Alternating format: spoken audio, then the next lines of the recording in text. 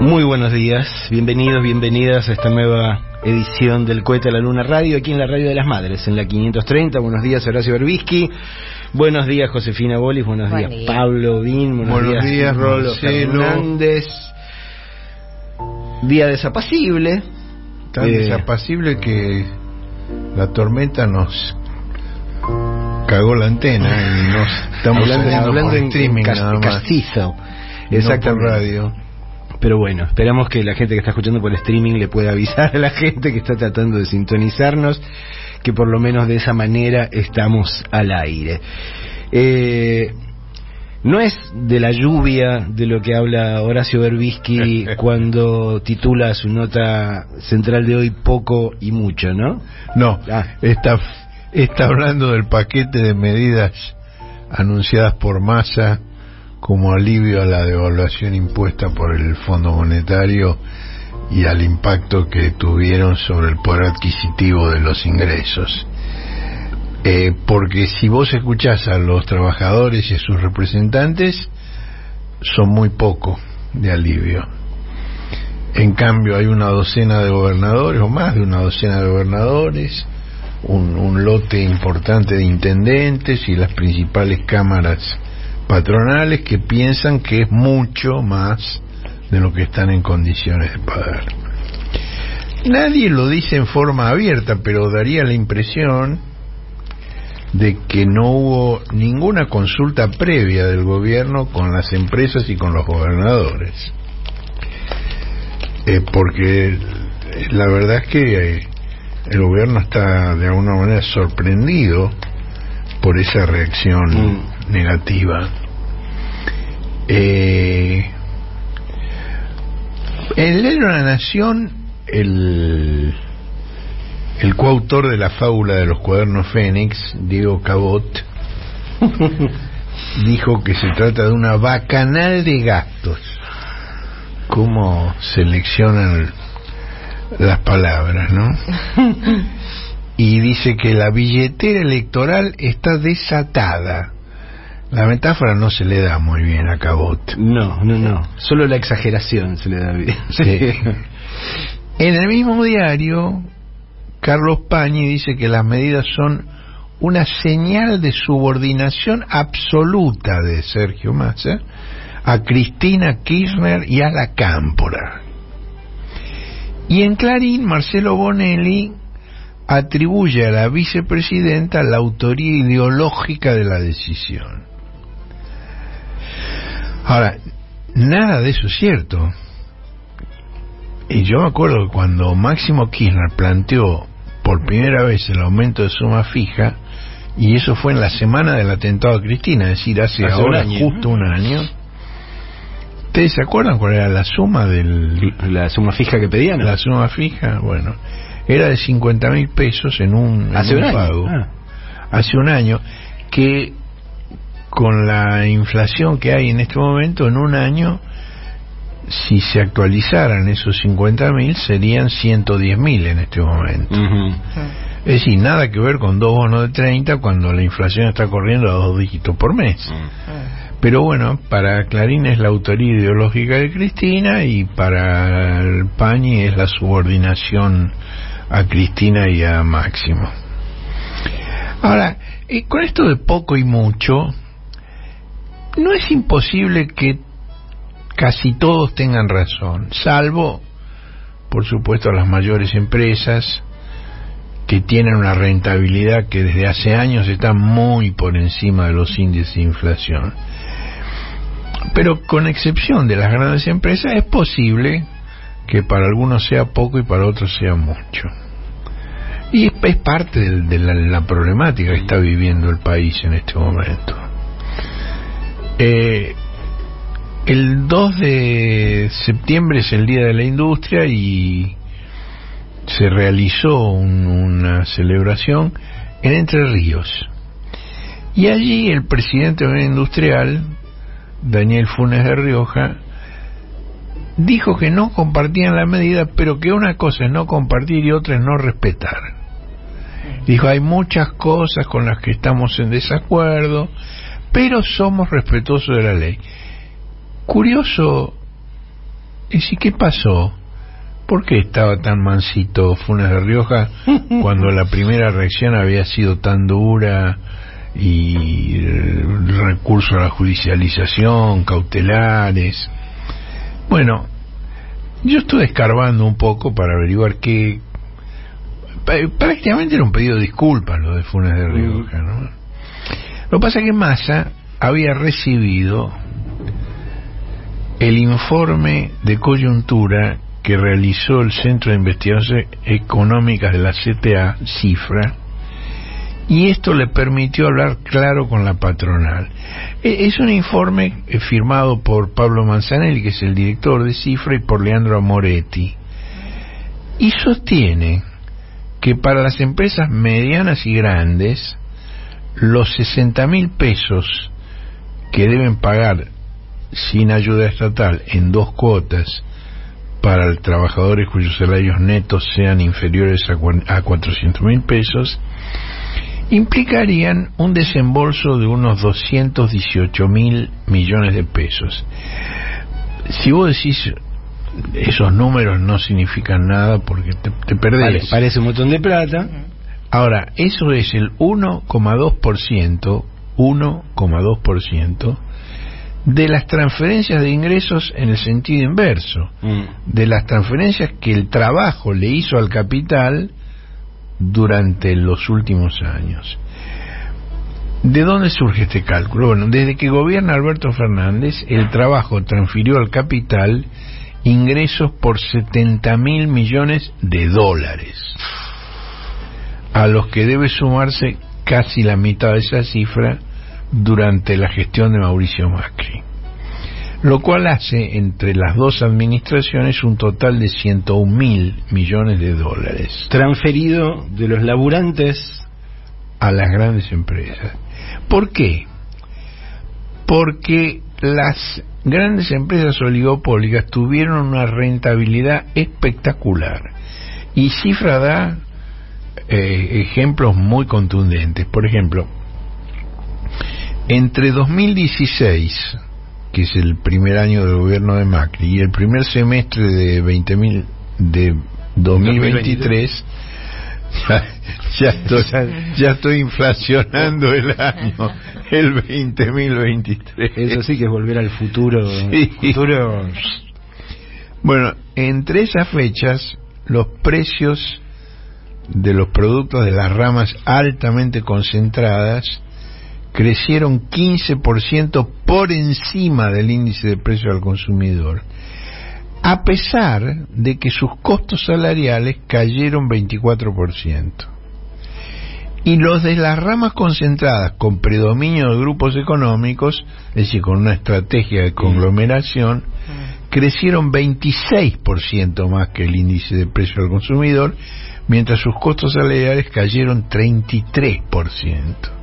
Es decir, cae lo que les cuesta pagarle a los trabajadores. Se ahorraban 24%, 33% en sueldos, y por al mismo tiempo aumentaban sus ventas, la 26%, 15% su rentabilidad. Una demencia. De sus precios, ¿no?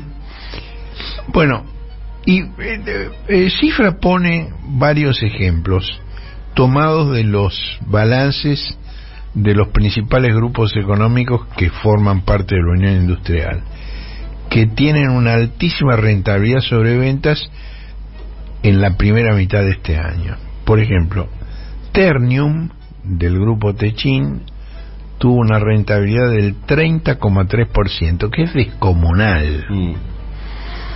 Aeropuertos Argentina 2000, de la Corporación América, le anduvo cerca, 28,3%. Arcor, que es la empresa principal de la Fundación Mediterránea, 12,8%. Y Molinos Río de la Plata, del grupo Pérez Compán, 9,6% de rentabilidad, declarada en sus balances. Ahora, con estas cifras, devolver el 1,2% de esas transferencias de ingresos del trabajo al capital, nadie puede decir que sea un esfuerzo desmesurado, que no puedo, que... Es inverosímil eso. Entonces, bueno, con ese informe, Massa, antes del acto público, tuvo comunicación con la Unión Industrial y por eso Funes de Rioja tiró la escupidera de la manera que lo hizo. Porque, digamos, la difusión pública de estos datos para ellos es mejor que no se haga, que permanezca en la oscuridad, porque de otro modo su discurso llorón no va. Ese discurso llorón de que les va mal, de que no ganan, de que no va. Ahora, esas medidas que anunció el equipo económico van a limitar los efectos de la devaluación del 14 de agosto, es decir, anunciada al día siguiente de las elecciones, pero no van a producir un shock distributivo que revierta la crisis de ingresos de los trabajadores. Por ejemplo, con la suma fija del bono ese de las 60 lucas, el salario promedio real de los trabajadores registrados en el sector privado en este mes de septiembre superaría en 4% al de junio, pero seguiría 13% por debajo al de noviembre de 2015, cuando terminaba el gobierno de Cristina. Y la mediana, es decir, aquellos que ganan los que están en el medio, es decir, el techo de la mitad gana menos que eso, quiere decir, todavía peor. Cifra, por supuesto, dice que no es posible disociar estos datos de los resultados electorales adversos al oficialismo. Reconoce que si se excluye el sector agropecuario, que fue afectado por la sequía, el nivel de actividad económica en el primer semestre del año creció al 1% interanual y se siguió generando empleo. En lo que va del gobierno del Frente de Todos, se creó 1 millón de nuevos puestos de trabajo, en partes iguales entre asalariados y trabajadores independientes. Esto sostuvo el consumo privado e impidió que se consolidara el proceso recesivo. Pero resulta impotente para revertir el bajo nivel salarial heredado por el gobierno de Juntos por el Cambio en un contexto de alta inflación. La situación de los jubilados, hay 5 millones de jubilados que cobran el haber mínimo, para los cuales el refuerzo al bono que ya se les había anunciado, que era de 27.000 pesos, pasa de 37.000, y además hay devolución del IVA para las compras con tarjeta de débito, con lo cual el haber mínimo real de septiembre de esos 5 millones de jubilados resultaría 14% superior al de diciembre de 2019 con el bono, y 9% superior al de diciembre de 2015, es decir, finales de Cristina, si al bono se le suma el monto completo de devolución del IVA, pero eso requiere todo un trámite, no es automático. Bueno, aún así, Cifra estima que se trata de medidas de corto plazo que, en este contexto de alta inflación, harían que el haber mínimo real de septiembre fuera 20% inferior al de diciembre de 2019, cuando asumió Alberto, y 33% menor al de diciembre de 2015. No te podés sorprender de la paliza electoral que se llevó el gobierno. Sí, no. Ahí lo tenés expresado en una forma contundente. Ahora, ese paquete de medidas, digo, porque esto que acabamos de reseñar es el poco. Ahora, el paquete de medidas, que también incluye la suma fija para empleados públicos nacionales, para trabajadoras de casas particulares, los refuerzos a la tarjeta alimentaria, el plan Potenciar Trabajo y el diferimiento impositivo de las categorías más bajas del monotributo, lo que intentan es volcar a la economía recursos por el equivalente al 0,53 del Producto Interno Bruto, con un costo fiscal de 0,4% del producto. A esta suma, que enfrenta la devaluación posterior a las PASO, pero no basta para revertir la crisis previa de ingresos. A pesar de eso, este paquete, que es liviano, que es poco, ha despertado la ira del co-gobernante Fondo Monetario Internacional. En el discurso en la UIA, Massa comparó al fondo con el síndico de una quiebra. Es duro, el síndico de una quiebra, que te está revisando los bolsillos, los cajones y tal vez hasta los calzoncillos, a ver si hay un mango y para decidir cómo se puede usar. Bueno, hay dos funcionarios importantes del fondo, el que se ocupa, de lo que llaman hemisferio occidental, que es básicamente Sudamérica, y el que se encarga de la Argentina, que son un chileno, Rodrigo Valdés, que no es un hombre de la ultraderecha. Valdés fue funcionario de Michelle Bachelet, ¿no? Y el venezolano Luis Cubedo. Ellos dicen, allí donde puedan ser escuchados, que no era esto lo convenido con Massa, e incluso ponen en duda la salud mental de Massa. Dice, está loco, ¿qué está haciendo? Como decíamos, esto implica un incremento del 0,5% del Producto Interno Bruto, que parece poco, que es poco, pero el gobierno se comprometió con el fondo de que el déficit no pase del 1,9%. Y la verdad es que sumar y restar son más antagónicos que ser ministro y candidato.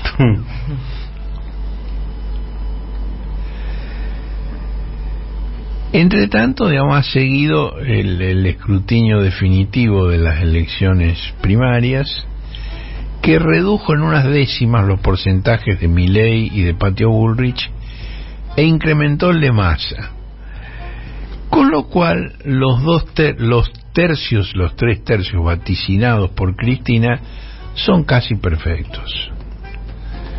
La verdad es que las diferencias las PASO son una gran encuesta, la gran encuesta.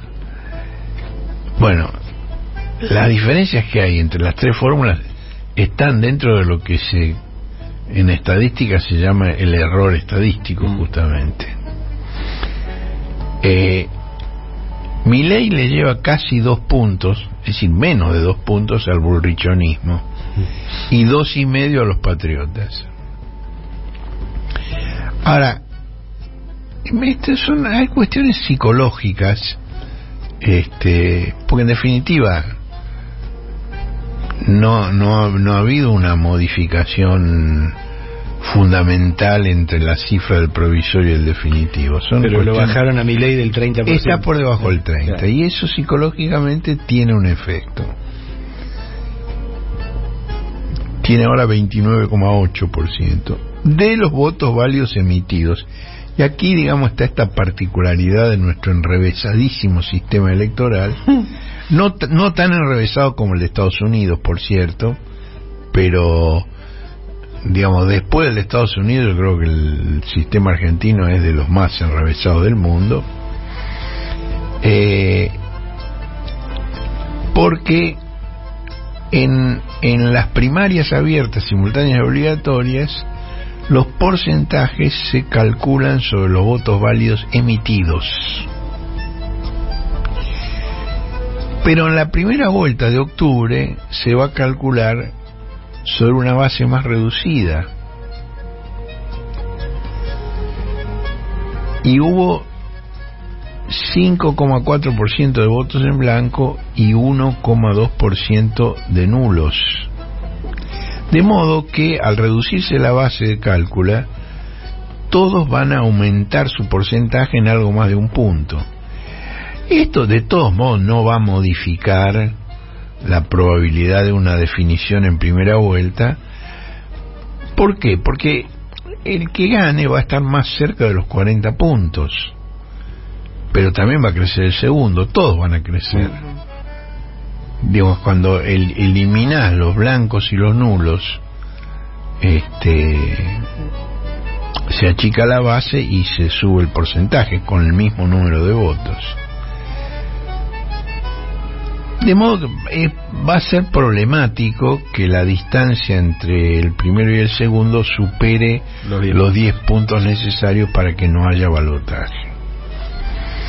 Ahora, se están produciendo una serie de reacomodamientos y de fenómenos. En Santa Fe, por ejemplo, las dos fuerzas tradicionales, por llamarla de alguna manera, la que representa el gobernador Omar Perotti y la que representa el candidato radical a sucederlo, Maximiliano Puyaro, del Pródigo, Maximiliano Puyaro, declararon que si la segunda vuelta enfrentara a Milei con Massa, votarían por el libertario. Esto, digamos, ¿qué te hace pensar? Que el discurso rabioso sobre la casta no impresiona demasiado a los aludidos, porque si lo tomaran en serio deberían estar asustados, y no están. Bueno, esta vez el favorito es Milei, porque bueno, la gran encuesta que se realizó hace 2 meses lo dio arriba, y la especulación es sobre quién lo va a enfrentar en la segunda vuelta de noviembre.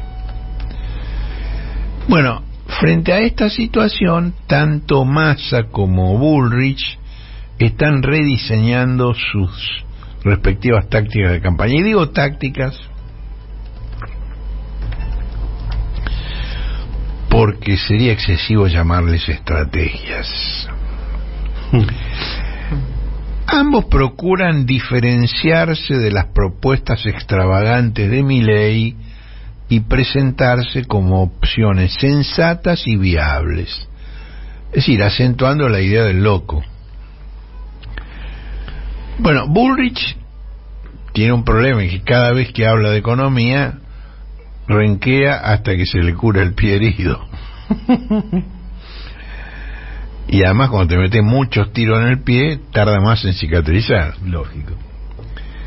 Entonces viajó a Córdoba para presentar a Carlos Melconian como su eventual ministro del ramo. Y Melconian está esponsoreado por la Fundación Mediterránea. Sí, la Fundación Mediterránea lo contrató a Melconian y le encomendó elaborar un plan económico. Melconian armó un equipo, 70 economistas. Es un blef, 70 economistas es un blef. Marketing es eso. Armaron un plan, armaron el mismo plan de siempre. El mismo plan de siempre, el que aplicó Menem, el que aplicó Macri, el que el Fondo Monetario le está bajando a todos los países del mundo con los que tiene relaciones. Y elaborado ese plan, Melconian y la presidenta actual de la Fundación Mediterránea, que es María Pía Astori, hija, sí, la Fundación Mediterránea, digamos, agrupa a empresas inicialmente de Córdoba, pero luego de todo el país, es muy, las más grandes, las más importantes, y ahí había tres grandes figuras inicialmente, que eran Astori, Rollo y Pagani. Pagani sigue con Arcor y Rollo con su empresa Rollo, pero la fundación ha quedado conducida por la hija de Astori, por Pía Astori. Bueno, Pía y Melconian han elaborado el programa y se han entrevistado con las distintas fuerzas políticas ofreciéndoselo llave en mano. Que realmente curioso, ¿no? Es decir, la idea de un plan que puede aplicar cualquiera que gane las elecciones. Digamos, esta es la idea que ellos tienen. Digamos, la política es algo subordinado, lo que importa es la economía en los términos en que ellos la plantean. Incluso se acuerdan que Melconian y Astori le llevaron el programa a Cristina. Incluso se lo entregaron a Cristina. Esta cosa, digamos, este modus operandi de ellos es como para que nadie dude que esa es la hoja de ruta del establishment. Eso es lo que ellos quieren. Y el jueves, en una conferencia de tono presidencial, Melconian dijo que solo faltaba el liderazgo político. Y finalmente lo habían encontrado. El bullrichonismo era el liderazgo político del plan del establishment. Melconian dice, si Massa puede, ¿por qué no yo?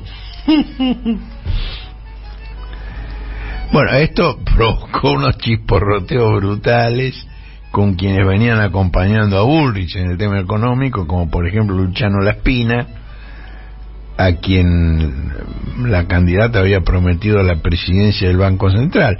Pero ocurre que Melconian quiere ese cargo para su socio histórico, Rodolfo Santangelo, que son socios en la consultora que lleva sus respectivas iniciales, MS.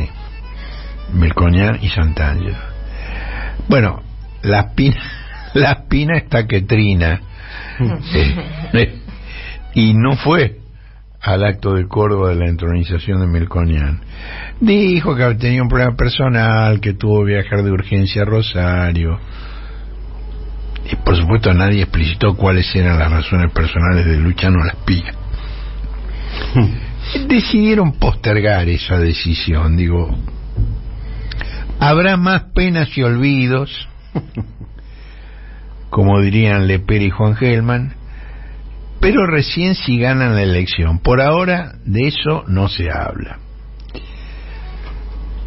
Bueno, Bullrich también designó un jefe de campaña. Mirá quién eligió: al diputado provincial bonaerense Sebastián García de Luca. García de Luca es un camaleón de la misma especie que Bullrich, pero tiene menos sellos en la valija porque es más joven.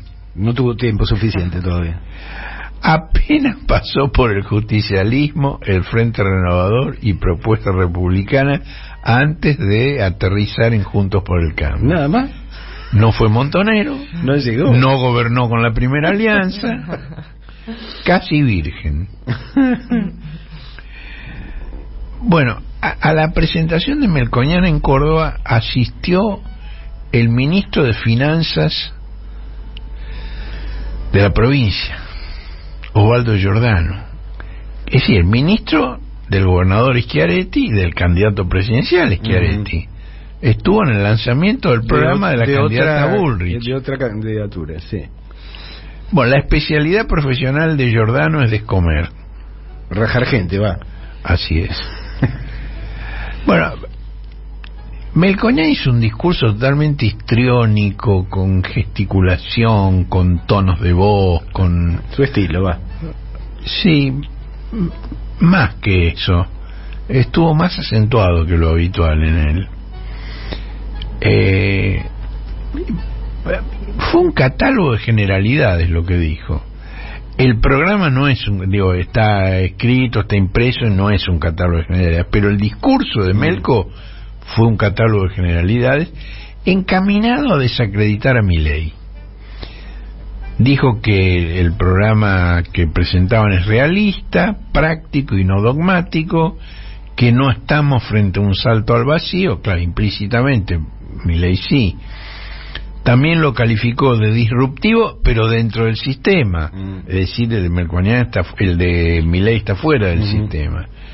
Y generaría la famosa confianza, en la cual fían todo en la confianza.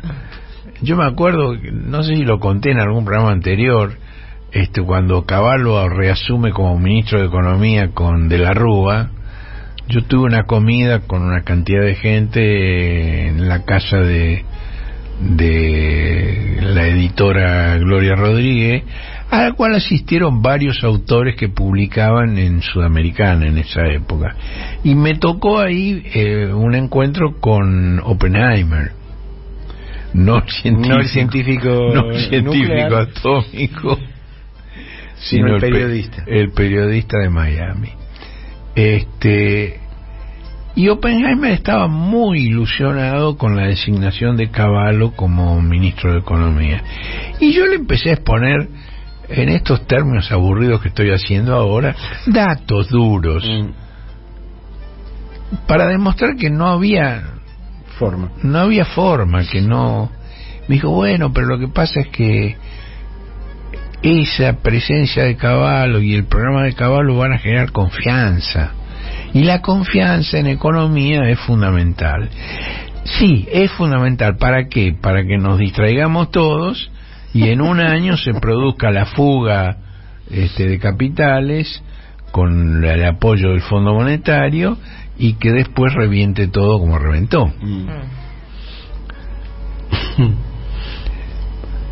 Bueno, otra cosa que dijo Melconian fue que iba a desenredar la telaraña impositiva y cambiaria, pero que no estaba pensando en privatizar ni YPF ni Aerolíneas Argentinas, como sí Milei.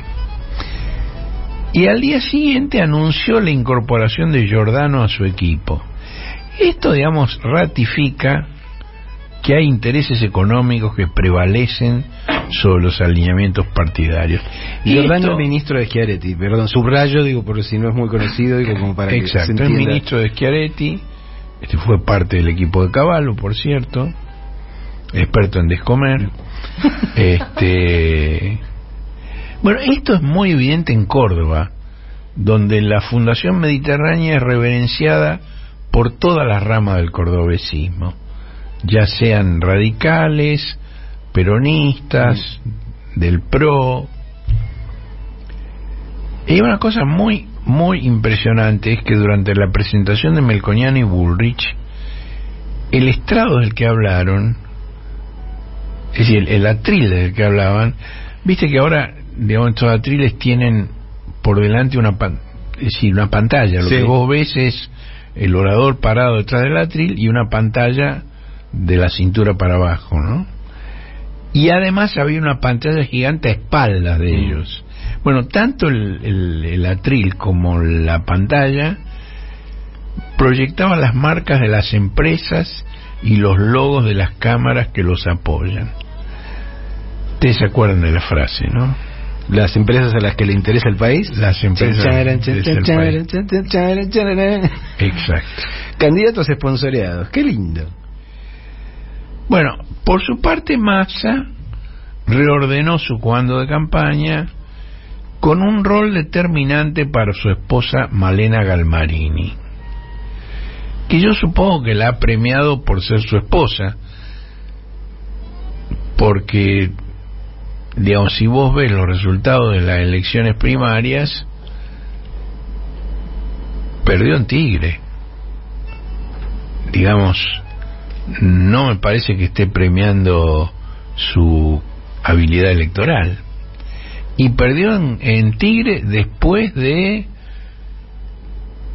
correr a Zamora, que era su rival, de la posibilidad de ir en la misma boleta con Massa. Y lo obligó a ir con el candidato minoritario, y sin embargo Zamora le ganó, y le ganó por una buena diferencia. Bueno, la voz de orden que bajan en el comando de Massa es cuestionar las propuestas de Milei, pero no atacarlo a él, ni su aspecto, ni el tono de sus arengas, ni sus extravagancias personales, como el rol de su hermana, la medium, los perros clonados y su noviazgo.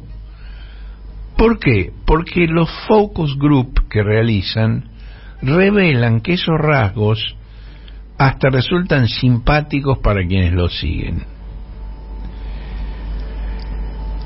Y mirá la paradoja, va a ser más probable, es más probable encontrar ese tipo de cuestionamientos a Milei en La Nación, tanto en la edición de papel como en la pantalla, que en boca de Massa.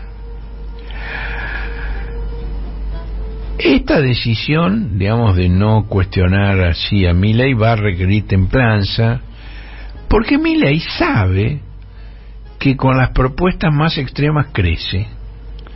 Por ejemplo, acaba de afirmar ahora, en esta semana, que una empresa puede contaminar un río todo lo que quiera y que eso se remedia privatizando el río. Y mañana, lunes, Victoria Villarruel, su candidata a vicepresidenta, planea homenajear en la legislatura porteña a lo que llaman las víctimas del terrorismo.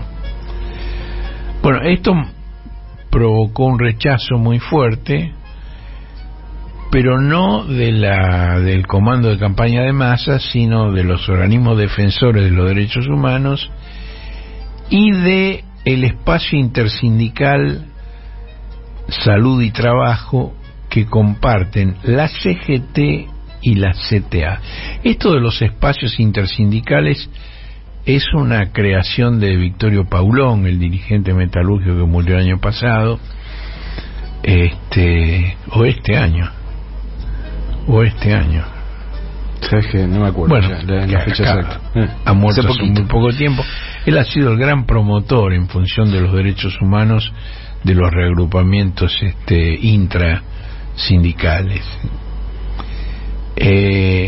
Bueno, el espacio intersindical Salud y Trabajo expresó su absoluto repudio a la ofensiva negacionista que pretende legitimar el terrorismo de Estado. La legislatura porteña no puede ser cómplice de este atentado al pacto democrático que en nuestra patria significó el nunca más. Vamos a volver sobre esto cuando Marcelo cuente su nota. Es muy interesante la nota de Marcelo. Yo me quedé pensando mucho sobre la nota de Marcelo por un aspecto que no voy a adelantar ahora, pero que lo voy a hacer cuando llegue el momento. Bueno, esta cosa de Milei que crece con las extravagancias tiene punto de contacto con lo que está pasando en Estados Unidos, donde el expresidente Donald Trump usa las 4 causas judiciales en las que está procesado, y que son una más grave que la otra, como argumentos de campaña. Eso le suma votos, le suma apoyos. Una causa es por el pago por sexo a una actriz y falsificación de registros comerciales para justificar el dinero con el que después compró su silencio. Silencio que no duró todo el tiempo, si no habría juicio. Otra es por retención en su domicilio de documentos oficiales secretos sobre asuntos de seguridad nacional. Los tenía en el baño. Tenía las cajas en el baño. No quiero pensar para qué. Cuando dice que salvó al país de un holocausto nuclear, a lo mejor precisamente porque se encargó, dio cuenta de un documento puede ser que desapareció. Otra causa es por interferir en el escrutinio del estado de Georgia para torcer los resultados electorales. Y la última, y probablemente la más grave, es conspirar con otros 19 miembros de una organización criminal para continuar en la presidencia a pesar de la derrota en las elecciones 2020.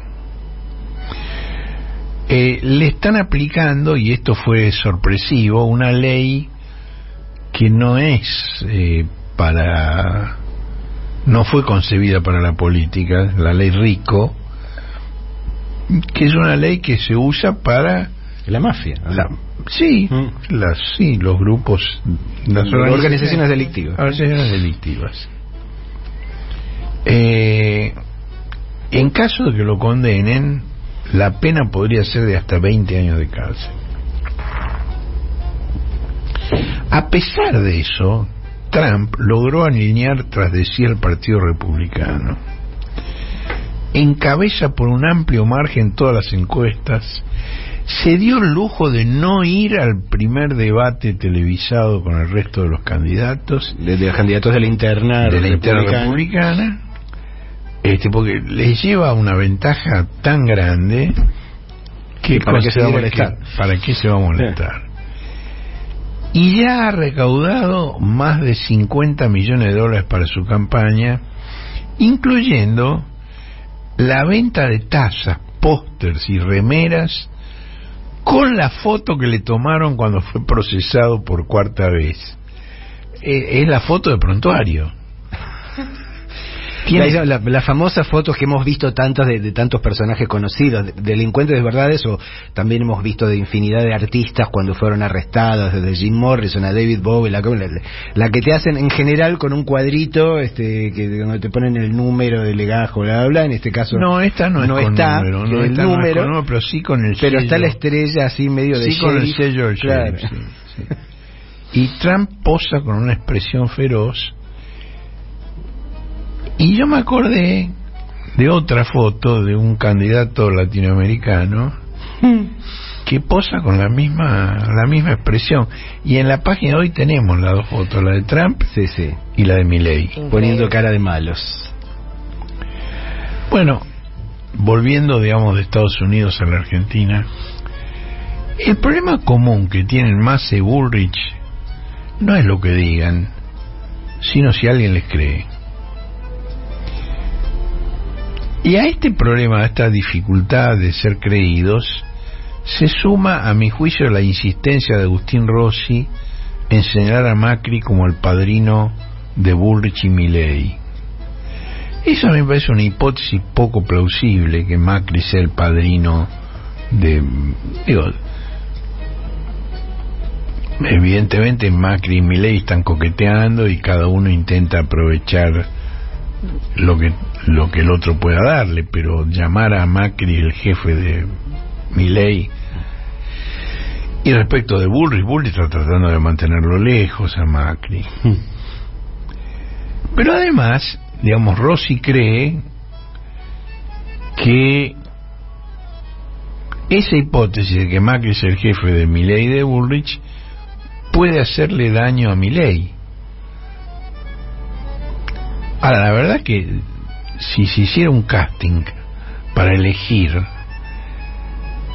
Milei habla de la casta. Bueno, ¿quiénes serían los representantes típicos de la casta?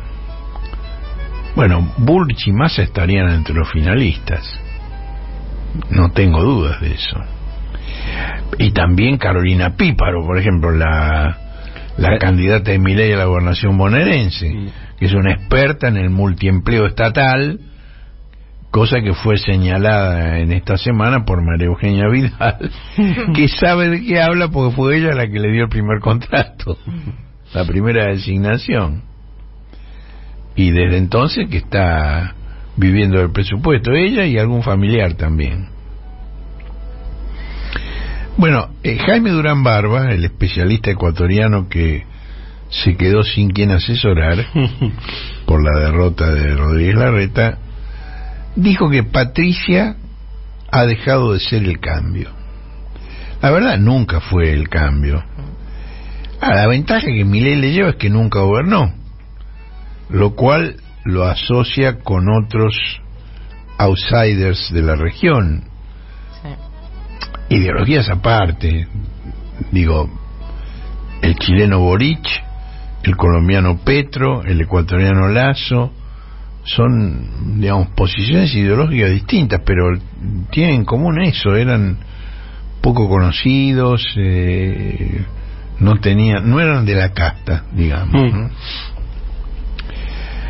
Bueno, Massa tiene un problema adicional y es que debe desmarcarse del presidente Alberto Fernández, el santo patrono de las transferencias a los ricos, ¿no? Que no se resigna a dejar la escena vacía antes del 10 de diciembre y simula un protagonismo en el que ni él cree, con frases realmente risibles. Alberto dijo que él le ordenó a los ministros, y lo dijo en este orden, de Trabajo, Desarrollo Social y Economía. Es decir, Raquel Kirchner, Derrota Dolosa y Massa, que él les ordenó que elaboraran el paquete de medidas de alivio. Alberto tiene un nivel de autocrítica tan bajo que nadie se anima a decirle que así solo suma ridículo a su orfandad política. El kirchnerismo le está reprochando a Massa que no ponga el brazo más firme para mantener a raya al hijo del juez. Pero esto es más fácil decirlo que hacerlo cuando buena parte de las medidas requieren de su firma. Sí, ¿no? Sí, lo que tiene que ver con... bueno, ¿quién está en el Poder Ejecutivo, no? Todavía hasta diciembre. Sí. Soy Alberto. Bueno, cuando gobernaba Carlos Menem, Félix Luna publicó uno de sus 2 mejores libros, que se tituló Soy Roca. Es una biografía novelada del único argentino que gobernó en 2 siglos diferentes. Y allí el Roca de Luna escribe: el presidente, que se refiere a Figueroa Alcorta, parecía derrotado en toda la línea. No tenía plata para gobernar, el Congreso lo desafiaba, carecía de apoyo político, se había desconceptado ante la opinión pública con sus arbitrarias intervenciones, pero fue justamente entonces cuando nos venció. Esa es la cita textual. Cuando se trató la sucesión de la segunda presidencia de Roca, el elegido fue Manuel Quintana, y para acompañarlo como vice, retoma el Roca de Luna, buscamos al más inofensivo y presentable de los senadores, y su nombre surgió con naturalidad, el nombre de Figueroa Alcorta. Yo tenía una pobre impresión de su persona, parecía un empleado de ramos generales, con su rostro desprovisto de rasgos recordables. Ese fue mi error, tenerlo en poco. Pero lo cierto es que el hombre sacó energía de algún ignorado depósito y nos dejó atontados a todos sus opositores, empezando por mí. Si Figueroa Alcorta fue electo vicepresidente de Quintana en el año 4 y en el año 6 asumió la presidencia por enfermedad del presidente, y en medio de una disputa política cerró el Congreso con los bomberos. Mandó a los bomberos, eso estoy diciendo. Mandó a los bomberos a cerrar el Congreso. Y llegaban los senadores, llegaban los diputados y no los dejaban entrar. Y uno dijo, ¿y la Constitución? Y uno de los bomberos dijo, no ha llegado, niño.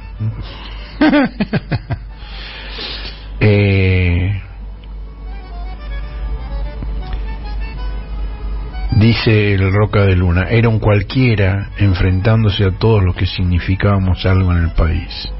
Lo más amargante era que, a pesar de las críticas de los diarios y los dirigentes al cerrojazo, era palpable que la gente común lo aprobaba. Incluso se aclamó al presidente 3 días después de la clausura del Congreso. Y concluye, no hay enemigo pequeño. Y en la Argentina, cuando el enemigo es el presidente, jamás se lo puede desestimar. Aunque sea un infeliz, siempre será peligroso.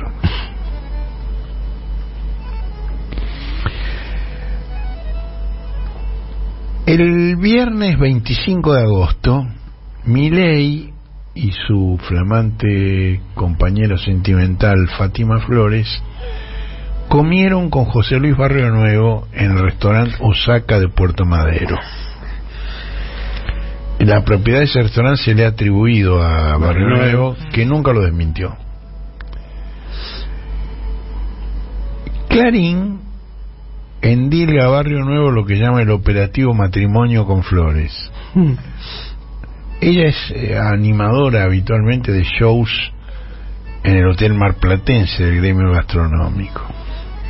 Bueno, el menú de Osaka, donde yo estuve hace unos meses con un diplomático japonés, es un menú de fusión nipo-peruana. Y todo indica que la conversación giró sobre la fusión entre las propuestas maximalistas de Milei y los intereses del sindicalismo, que se prepara para adaptarse al economista, como ya lo hizo con la dictadura y con el menemismo. Y eso lo sugirió el propio Barrio Nuevo en una entrevista que le concedió el jueves 31 de agosto al diario El Ancasti de Catamarca.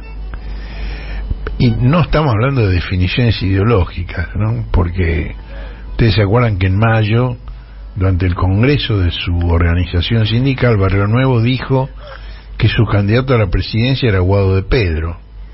¿Por qué? Porque tiene conciencia del país y de lo que significa el petróleo, el gas, el campo, la minería, la ganadería, el litio y el oro. Qué amplitud política la de Cero coincidencia con Milei, ¿no? Bueno, en la entrevista con el diario de su provincia, con el Ancasti, Barrio Nuevo dijo que Milei iba a ganar en primera vuelta sin mayor dificultad y lo comparó con el ascenso de Menem, quien en 1988 derrotó en las elecciones internas peronistas a Antonio Cafiero, que tenía casi todos los gobernadores e intendentes. Bueno, Barrio Nuevo dijo que sus hijos y sus nietos iban a votar por Milei y que de acá a octubre Milei está cambiando. La gente que se acerca es muy capaz, con experiencia, gente que sabe. Como él va. Como él. Claro. El catador.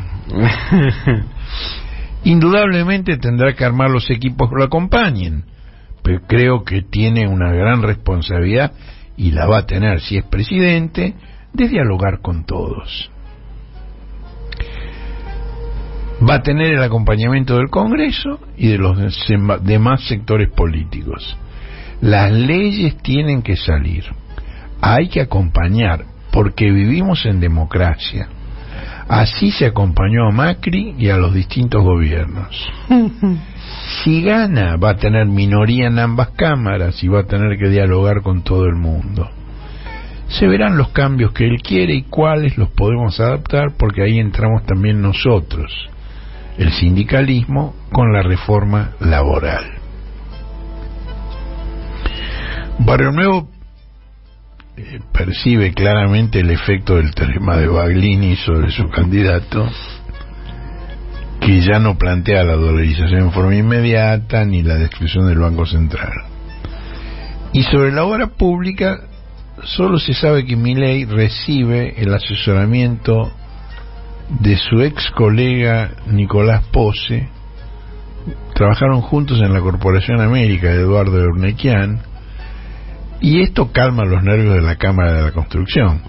Urnequian es uno de los grandes constructores. Es decir, la resistencia para que nada cambie demasiado en estos aspectos es muy fuerte. Por detrás de Barrio Nuevo vino el jefe de la Unión Obrera de la Construcción, Gerardo Martínez, quien manifestó también su decisión de acudir en auxilio de la victoria, aunque él dejó a salvo que apoya a Massa.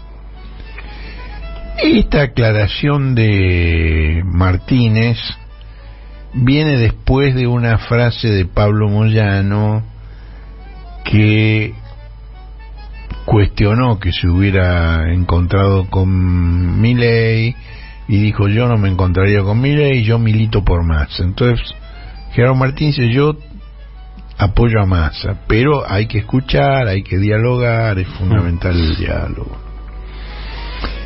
Bueno, en el encuentro reservado con Milei y Martínez, analizaron el sistema legal de los trabajadores de la construcción, que es un seguro de desempleo que sustituye a la indemnización por despido. Milei se propone generalizar ese modelo, ese modelo, digamos, del cual no sé si mucha gente conoce sus antecedentes. Fue promulgado por Videla y Martínez de Oz en junio de 1980, que era el mejor momento de la última dictadura, todavía con la euforia del campeonato de fútbol de 1978, y antes de que las rencillas internas, la inflación, la resistencia sindical y el Premio Nobel de la Paz Adolfo Pérez Esquivel mostraran la vulnerabilidad de la dictadura. Ahora, para imponer, digamos, la generalización de ese seguro de desempleo es imprescindible tener puntos de apoyo dentro de la estructura sindical para contrarrestar la segura oposición de la CTA, de la Corriente Federal y del Frente Sindical por el Modelo Nacional, es decir, de Hugo Yasky, de Sergio Palazzo y de Pablo Moyano. Esta es una historia muy vieja, que el peronismo conoce bien desde 1955. Yo no sé si ustedes saben, y lo pregunto, le he preguntado a algunas personas, que la CGT, cuando fue en el 55, en septiembre del 55, el derrocamiento de Perón, permaneció muda. Pero en noviembre, cuando Aramburu desplazó a Lonardi, decretó la huelga general. ¿Ustedes sabían eso? No. Sí, yo tengo... Sí, coincide con el sondeo que estoy haciendo. No se conoce ese dato. Digo, pero... No sorprende nada, pero no lo conocía. No sorprende nada, no, sí, aprende de que esta historia... No sorprende, digo. Es una historia muy antigua. Ya en el 55. Ahora, yo no sé, tal vez por la terrible experiencia de los años 76-83, el peronismo tiene una tolerancia extrema a las diferencias internas, que no se traducen en rupturas como la de Perón con Montoneros hace medio siglo. Pero, digamos, esta unidad de los dirigentes, ha habido fugas por goteo, digamos, los Ritondo, los Santilli, los Pichetto, los Monzó, pero esta unidad de los dirigentes no impidió otra fractura, horizontal y no vertical. La fractura horizontal es que el electorado le dio la espalda a la dirigencia en 2021 y en las PASO del mes pasado, en las que el peronismo perdió 4 y 6 millones de votos. Es decir, unidad de los dirigentes, pero fractura con las bases. Hay una cosa graciosa, y es que mientras estas cosas se discuten en la Argentina, el Ministerio de Economía de Estados Unidos, es decir, el Departamento del Tesoro, difundió en su página oficial un documento en el que evaluó los beneficios de los sindicatos para la economía del país. El documento, que lo podés leer en el cohete entero, se titula Los sindicatos de trabajadores y la clase media. Y me hizo sonreír. El documento menciona entre las prioridades del gobierno de Joe Biden y de Kamala Harris para fortalecer la capacidad de negociación sindical la ley PRO, que es sigla de Protecting the Right to Organize, o sea, protección del derecho a organizarse. Bueno, y el documento habla de cómo mejora a la clase media y a la economía en general la existencia de los sindicatos.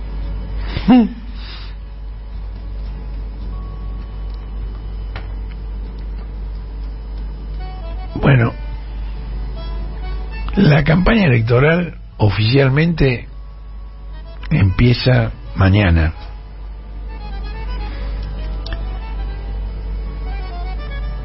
Y hay que ver qué rol va a tener Cristina Fernández de Kirchner en la campaña electoral. Es decir, antes de decidir qué rol iba a asumir, la vicepresidenta decidió esperar el anuncio de las medidas paliativas que estudiaba Massa.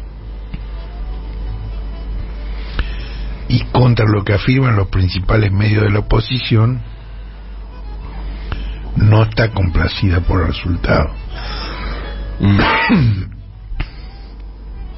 También sintió el impacto de las elecciones en Santa Cruz, donde se registró el mayor porcentaje de voto en blanco del país, con casi el 30%. Esta semana se cumplió el primer aniversario del atentado en el que salvó la vida solo porque la bala no estaba en la recámara y el disparo no salió, y 10 días más de la conclusión del hiperbólico alegato del fiscal Diego Luciani, cuya pobre argumentación solicitó que la condenaran por la obra pública que manejaron las instancias provinciales sin intervención de la Casa Rosada. Bueno, sobre esto se va a explayar largamente Marcelo después. Los demás partidos de la democracia argentina no quisieron tomar conciencia de la gravedad de lo sucedido. Y 3 meses después, el Tribunal Oral Federal, integrado por Jorge Gorini, Rodrigo Jiménez Uriburu y Andrés Fabián Basso, inhabilitó a Cristina en perpetuidad para ocupar cargos electivos.